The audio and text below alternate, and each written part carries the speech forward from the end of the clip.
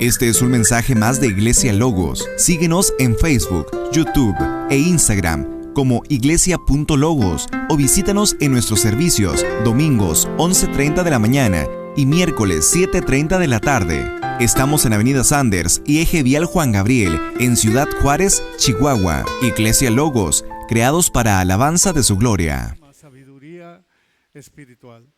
Y nos dice el verso 1, entramos rápidamente, de ahí donde están, de Colosenses capítulo 1, verso 1. Pablo, apóstol de Jesucristo, por voluntad de Dios, y el hermano Timoteo. Obviamente Pablo, según lo acostumbrado, lo que vemos aquí, el nombre de lo que es el autor siempre iba primero o resaltaba. En este caso nos damos cuenta que Pablo es el que escribió esta carta, es el autor de esta carta, no nos queda la menor duda. Pablo escribió esta carta cuando estaba custodiado precisamente en Roma, y eso más o menos lo podemos ver en Hechos 28, 30 y 31, que él estaba custodiado, estaba en prisión domiciliaria y tenía la libertad de predicar y de hablar, pero era custodiado por la guardia romana, por los pretorianos, y fue escrita alrededor del año 63 después de Cristo.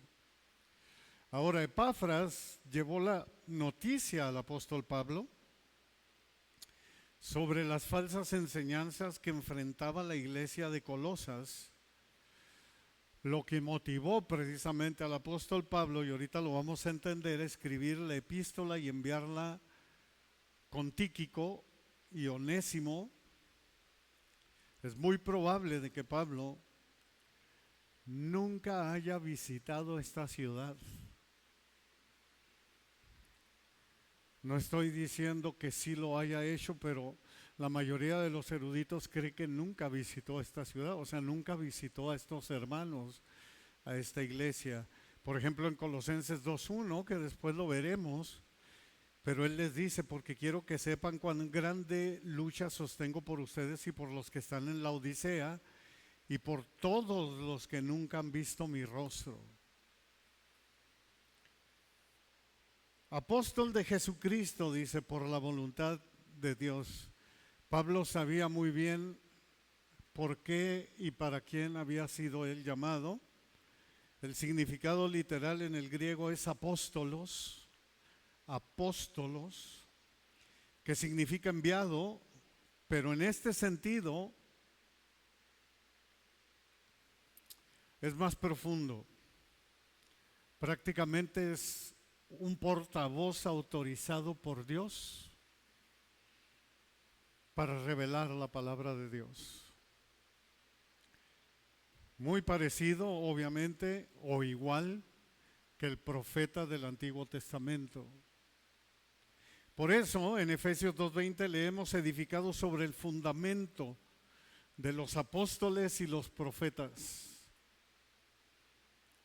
O sea, dándoles el Señor la misma autoridad, siendo la principal piedra del ángulo Jesucristo mismo, nuestro Señor.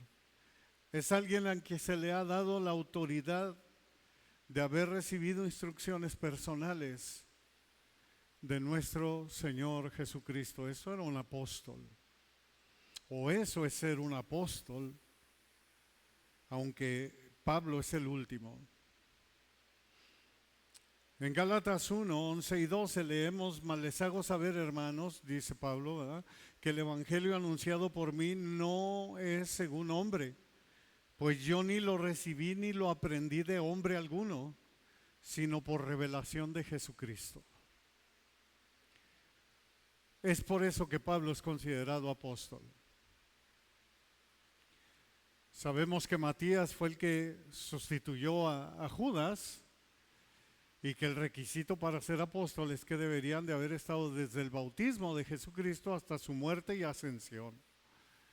O sea, vieron su resurrección y vieron su ascensión. El apóstol Pablo obviamente no vio eso, pero él recibió instrucciones también por 3 años, así lo leemos en el testimonio de Pablo, ahí mismo en Gálatas, cuando él mismo dice que Dios lo llamó por su gracia para que predicara a los gentiles, y luego estuvo en Arabia por 3 años, en donde fue enseñado precisamente por nuestro Señor Jesucristo. Por eso Pablo dice, yo conozco a un hombre, todos conocemos su testimonio, si en el cuerpo no sé, si por visión no lo sé, dice Dios lo sabe, que fue hasta el tercer cielo. O sea, Pablo iba y venía, él vio el paraíso, él vio a Dios, él recibió las instrucciones de ese Cristo resucitado que se le apareció en el camino y fue instruido por 3 años para que él pudiera llamarse apóstol, el último. Por eso dice que les estuvo apareciendo después de resucitado a todos, dice primero a Cefas, luego a todos los apóstoles y luego a más de 500, dice, y al último como un abortivo se me apareció a mí. Pablo introduce a Timoteo también en esta carta, discípulo y colaborador de él. Pablo conoce a Timoteo en Derbe y en Listra, del que ya se daba muy buen testimonio, y eso lo puedes leer en Hechos 16, 1 y 2. Luego Pablo hace la salutación a los cristianos en Colosas. Verso 2, Colosenses 1, 2. A los santos y fieles hermanos en Cristo que están en Colosas, gracia y paz sean a ustedes de Dios nuestro Padre y del Señor Jesucristo. Doy gracias a Dios porque en todo tenemos una enseñanza y todo edifica nuestras vidas. Esto edifica nuestras vidas. Esto a mí me da un gozo leerlo como no tienen ustedes idea, porque como ya lo vimos desde la semana pasada y lo vamos a estar viendo el día de hoy, se había metido el gnosticismo dentro de la iglesia, o sea, una mezcla de muchas cosas y siempre tergiversa la palabra. El gnosticismo era algo horrible, era una herejía. Si ustedes se fijan aquí, Pablo se dirigió a los santos y fieles hermanos. No les dice a los pecadores o infieles hermanos. Y esto lo dice en todas sus cartas, y no nomás Pablo, lo dice Pedro, lo dice Juan, lo dice Santiago. Santo es todo aquel que es apartado para Dios.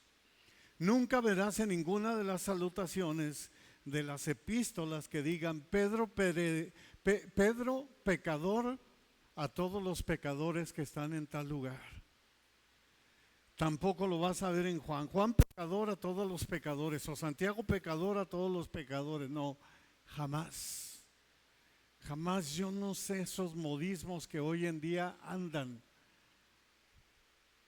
Santo es todo aquel que ha sido apartado de Dios, de Él mismo, para Él.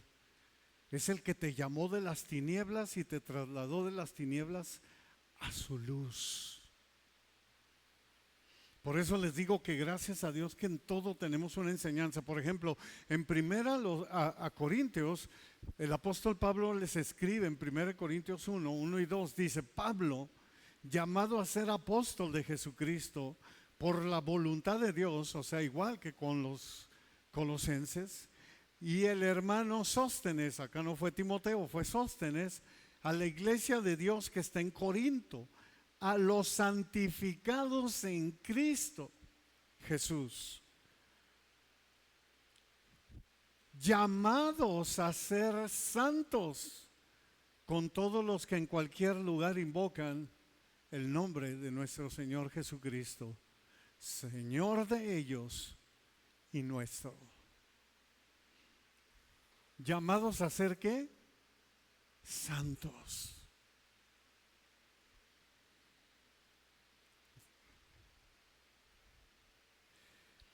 Es que a mí no me cabe en la mente, hermanos, que hay gente que diga, y eso que no ves lo que hay dentro de mí. Porque si vieras lo que hay dentro de mí, dirías, oye, este hombre es peor que yo. Entonces Dios, me pregunto, ¿de qué te salvó, amigo? Si lo que tú me estás diciendo es que dentro de ti hay una fichita, entonces ¿de qué te salvó Dios? ¿Dónde está el cambio?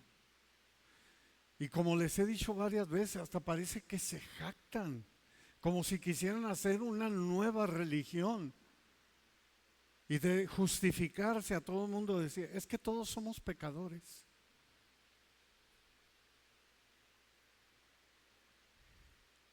¿Me están entendiendo? Hay una película que se llama El Cónclave, precisamente que habla de cuando van a elegir un nuevo papa, y uno de los papas tuvo una aventura con una persona, entonces le dicen, déjalo, ¿que acaso nosotros no hacemos lo mismo u otras cosas? A ese punto está llegando la iglesia hoy en día.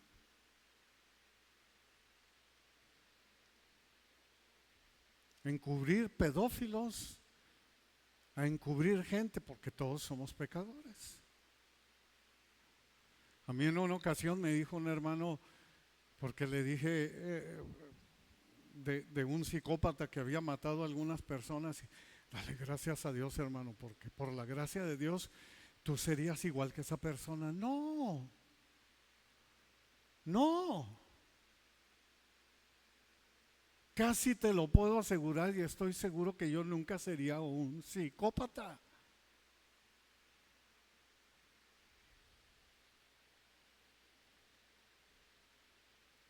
Es como el que ve pornografía, quiere que todo mundo vea pornografía, y si tú no ves pornografía te cree un mentiroso.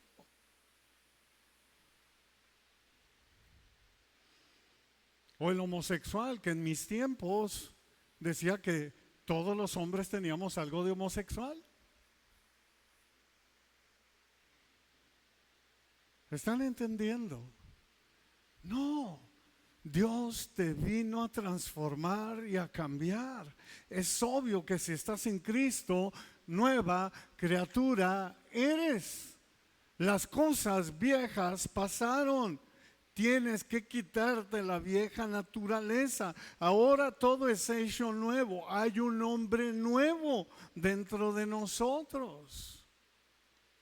Por eso aquí mismo en Colosenses el apóstol Pablo les dice en Colosenses 3:12, y no nomás a los colosenses, está plagada la escritura de esto: vístanse pues como escogidos de Dios, santos y amados, de entrañable misericordia, de benignidad, de humildad, de mansedumbre, de paciencia, que el fruto del Espíritu Santo dé testimonio de que somos hijos de Dios. Ciertamente carne somos, ciertamente imperfectos somos,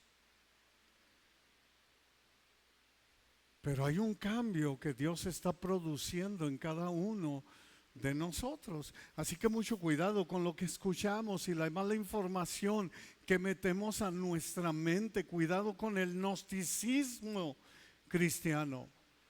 El gnosticismo cristiano decía que no había nada en la carne de un ser humano.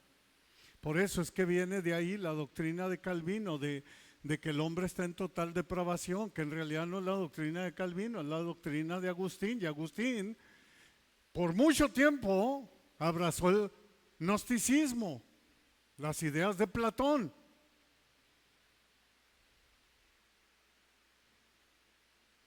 Que no se nos olvide que Agustín, que Calvino, que Lutero y cualquier otro ser extraordinario, como me lo quieras poner, o muy buenos teólogos, no están en la palabra de Dios. Por lo tanto, son falibles.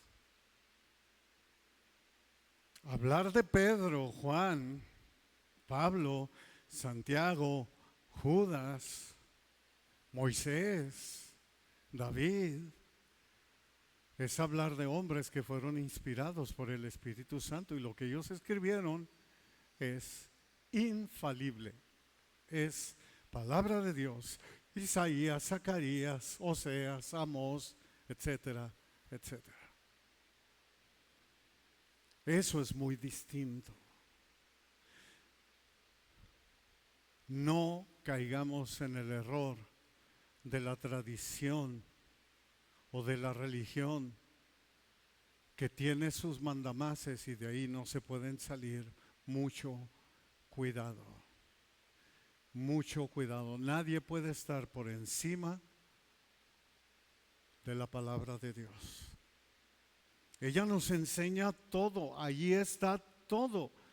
Dice, por eso nos dice claramente el Señor, y presta atención, lo hemos leído y lo hemos visto. No todo el que me dice Señor, Señor entrará en el reino de los cielos. ¿A quiénes está dirigiendo? A los que creyeron que era de Él. ¿Por qué? Porque en tu nombre hicimos muchos milagros, en tu nombre echamos fuera demonios. Y el Señor les dirá, apártense de mí, obradores de maldad, nunca los conocí. Señor, pero si enseñaste en mi plaza, yo te conozco, Señor, Señor, yo te conozco. Apártate, yo no te conozco. Y nos dice precisamente el profeta Oseas, dice en el 4:6, mi pueblo fue destruido porque le faltó conocimiento. ¿Quién dice? Mi pueblo. No está diciendo el pagano fue destruido, no está diciendo el gentil fue destruido, o en nuestros términos el mundano fue destruido. No, mi pueblo. Y así está plagada la Escritura.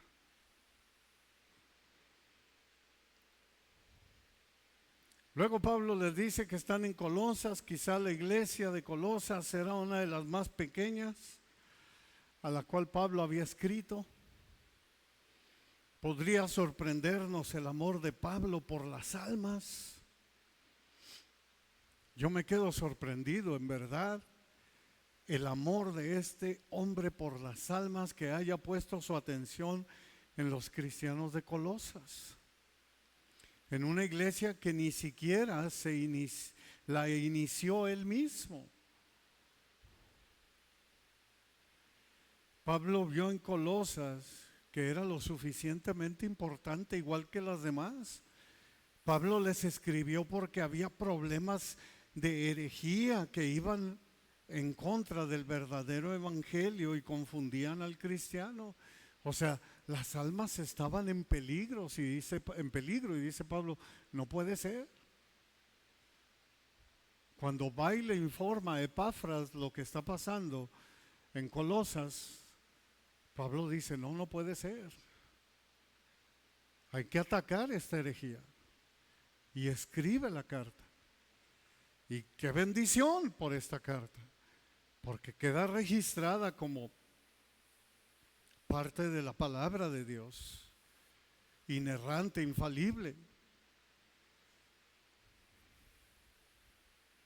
En una iglesia que ni siquiera él mismo había iniciado. El cristianismo con connotaciones místicas de gnosticismo.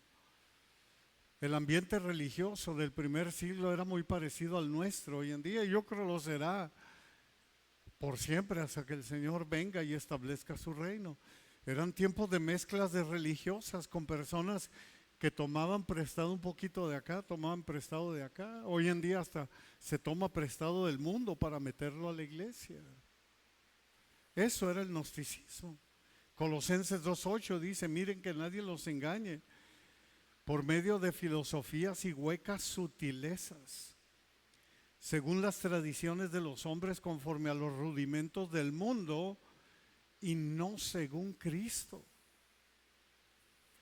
Estaban tergiversando la palabra de Dios, la estaban torciendo. Pablo pensó en la solución, un mejor entendimiento y conocimiento de nuestro Señor Jesucristo. En Colosas, la ciudad de Colosas, ni siquiera la vas a ver mencionada en el libro de los Hechos, que es donde Pablo se habla parte de su vida. Toda nuestra información bíblica acerca de Colosas precisamente proviene de esta carta y de algunas alusiones que se hacen en Filemón, en la carta que le escribe Pablo a Filemón, y ahora vamos a entender por qué. Filemón 1 y 2 dice: Pablo, prisionero de Jesucristo, y el hermano Timoteo, aparece Timoteo otra vez, al amado Filemón, colaborador nuestro, y a la amada hermana Apía. Apía era la esposa de Filemón. Y Arquipo era alguien que participaba precisamente, era un líder dentro de esta iglesia, nuestro compañero de milicia, y a la iglesia que está en tu casa. ¿Qué creen? Filemón vivía en Colosas. O sea, la iglesia de Colosas, a la cual Epafras va y le habla al apóstol Pablo, que se cree inclusive que Epafras es el que haya iniciado la iglesia de Colosas, estaba en la casa de Filemón. Se cree que Filemón era de money, tenía una casa grande, y él la prestó y dijo: aquí está, vamos, que aquí sea la iglesia. Es lo único que podemos saber de la iglesia de Colosas. Les dice Pablo: gracia y paz sean a ustedes de Dios nuestro Padre y del Señor Jesucristo. Esta carta llena de amor y de preocupación, escrita a una iglesia que Pablo no había plantado y al parecer ni visitado, muestra que Pablo la amaba con todo su corazón. Sabiduría espiritual, dice el verso 3. Siempre orando por ustedes damos gracias a Dios, Padre de nuestro Señor Jesucristo. Siempre orando por ustedes. Mira qué importante, qué hermoso. Aún por pequeñitas las cosas te das cuenta del amor de un pastor por su iglesia. Al parecer de que Pablo no conocía, obviamente no era la iglesia de Pablo, era la iglesia de Cristo, pero estaba a su cargo. A pesar de que Pablo no conocía a la mayoría de ellos, los cristianos de Colosas siempre estaban en la lista de oración del apóstol Pablo, todos los días, orando por ellos siempre. Oraba por ellos no solo de vez en cuando, sino siempre. Dice, y luego dice, damos gracias a Dios. Cuando Pablo oraba por los colosenses, lo hacía con gratitud. Hermanos, esto es bueno, porque aquellos que oran más terminan siendo más agradecidos con Dios siempre. Siempre estás agradecido con Dios. No importa las circunstancias, siempre estás agradecido con Dios. Así se lo escribe a la iglesia de Tesalónicas también. Capítulo 5, versos 17 y 18. Oren sin cesar. Den gracias en todo, porque esta es la voluntad de Dios para con ustedes en Cristo Jesús. Oren sin cesar. Den gracias en todo. Luego Pablo hace una declaración muy importante que va relacionada con el gnosticismo. Padre de nuestro Señor Jesucristo. El mensaje es que no les quede la menor duda que Jesús es el Cristo. No se dejen engañar, prácticamente les está diciendo Pablo, aún con esta palabra nomás, que les dice Padre de nuestro Señor Jesucristo. Prácticamente Pablo les está diciendo: Jesucristo es el Hijo de Dios, Jesucristo es el Cristo prometido, y al decirle que es el Hijo de Dios, lo hace igual a Dios. Eso fue lo que le costó la vida a nuestro Señor Jesucristo. No te apedreamos por las obras que hacen, le decían a Cristo, sino por lo que dices. Por tu blasfema, porque siendo hombre te haces igual a Dios. Eso es. Los apóstoles fueron testigos de Jesús como Hijo de Dios.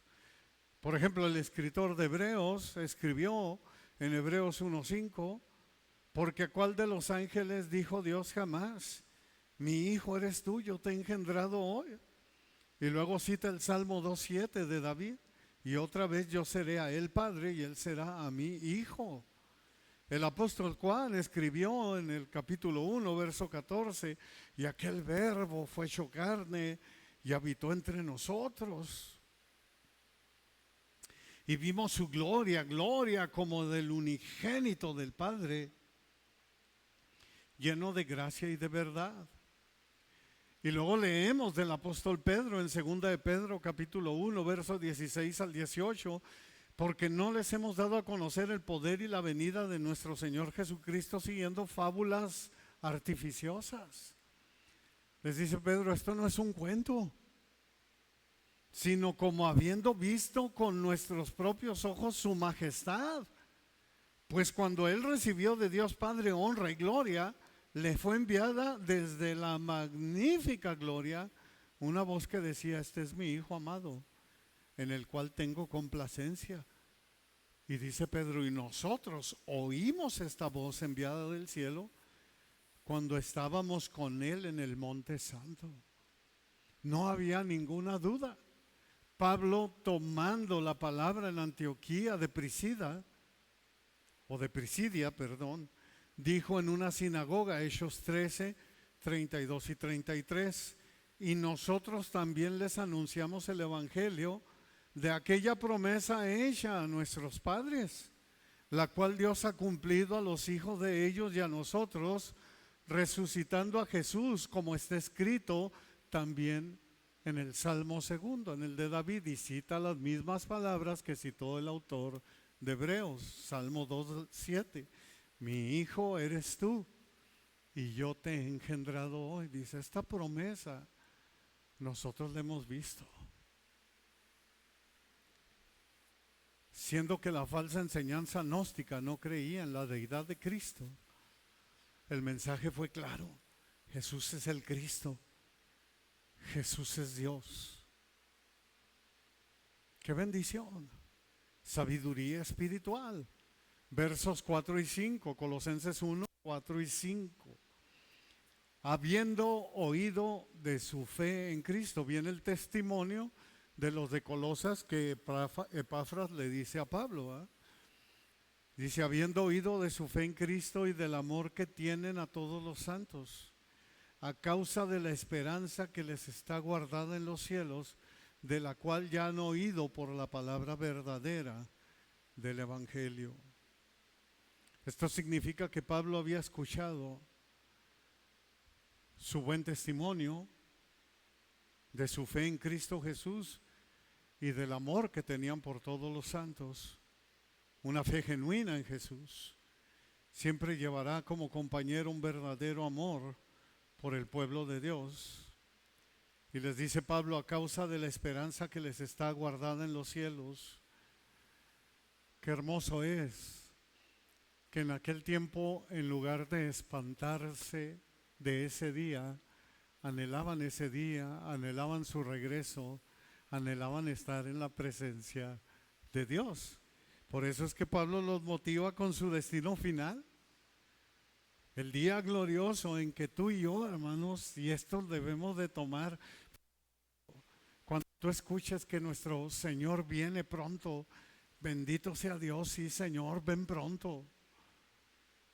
O si algún día, humanamente hablando, como nosotros decimos, lamentablemente te dan una mala noticia de que te quedan pocos días de vida, regocíjate y canta, oh amado, porque pronto verás a tu Señor. Ese día glorioso donde no habrá más llanto, tristeza, dolor, cuando estés ya delante de su presencia por toda la eternidad, alabando y bendiciendo su nombre. Les dice Pablo que ya han oído por la palabra verdadera del Evangelio. Pablo les está diciendo, tengan fe. Ahí está escrito en el Evangelio. Es un hecho. Nuestro Señor Jesucristo nos lo dejó dicho. Juan 14, 2 y 3, en la casa de mi Padre muchas moradas hay. Si no fuera así, yo se los hubiera dicho. Voy pues a preparar lugar para ustedes. Y si me voy, les prepararé lugar. Vendré otra vez y les tomaré a mí mismo para que donde yo estoy, ustedes también estén. Y Dios no es hombre para que mienta. Sea Dios veraz y todo hombre mentiroso. Es una realidad. Así lo leemos también en la primera carta de Pedro a los expatriados. Mira la fe, la seguridad que tenían nuestros amados hermanos del primer siglo. Primera de Pedro 1, 3 al 5. Bendito el Dios y Padre de nuestro Señor Jesucristo, que según su grande misericordia nos hizo renacer a una esperanza viva por la resurrección de Jesucristo de los muertos, para una herencia incorruptible, incontaminada e inmarcesible, reservada en los cielos para ustedes, que son guardados por el poder de Dios mediante la fe, para alcanzar la salvación que está preparada para ser manifestada en el tiempo postrero. ¿Cuántos lo creen? Así es. Eso es sabiduría espiritual, hermanos. Verso 6. Que ha llegado hasta ustedes, así como a todo el mundo. ¿Qué es lo que había llegado? El Evangelio, la palabra de Dios. Y lleva fruto y crece también en ustedes desde el día que oyeron y conocieron la gracia en verdad. Pablo está contento que la palabra está llegando a todo el mundo antiguo. Imagínatelo hoy en día, ¿qué pararía a un Pablo el día de hoy? Con los aviones, con las redes sociales, con todo lo que hay. ¿Qué lo pararía a Pablo? Para compartir la palabra, para hablar del Evangelio. Nada. Aún cuando él estaba en prisión, en la prisión romana, el Evangelio estaba esparciéndose. Romanos 1:8 dice: primeramente doy gracias a mi Dios mediante Jesucristo con respecto a todos ustedes, les dice a los romanos, ¿verdad?, de que su fe se divulga por todo el mundo. ¡Qué bendición! Dios nunca se propuso limitar el Evangelio a un grupo exclusivo de personas. Vayan por todo el mundo y prediquen el Evangelio, es lo que nos dice en Marcos 16:15. Nos dice: vayan, hagan discípulos a todas las naciones. La doctrina del Evangelio es representada como un viajero que tiene el objetivo de visitar a todo el mundo habitable. Tan rápido es este viajero en su camino que ya casi ha terminado de visitar a todos los países. Esto lo escribe R.C. Sproul. Y dice: y sigue viajando hasta que haya proclamado su mensaje a toda persona, toda tribu, toda nación y toda lengua. Claro, así está decretado, así fue declarado por nuestro Señor Jesucristo, Mateo 24:14. Y será predicado este evangelio del reino a todo el mundo para testimonio a todas las naciones, y entonces vendrá el fin. Esto está a punto de suceder, si no es que ya sucedió, porque a través de las redes sociales está llegando el evangelio hasta el último punto de la tierra. El evangelio te da fruto, como dice, y crecimiento. Claro, porque es la palabra de Dios, hermanos, y es lo mejor que podemos tener. La palabra de Dios tiene todo que ver con el Espíritu Santo. La palabra de Dios nos enseña cómo conducirnos en el diario vivir. Marcos 4:20: y estos son los que fueron sembrados en buena tierra, los que oyen la palabra y la reciben y dan fruto a 30, 70, 100 por uno. Fruto abundante. Hay crecimiento, hay fruto en la palabra de Dios. Sabiduría espiritual. Verso 7. Como lo han aprendido de Epafras, nuestro consiervo amado, que es un fiel ministro de Cristo para ustedes. Epafras es descrito como un fiel ministro de Cristo. Qué hermoso es que así se le caracterizara a uno. Pon tu nombre ahí.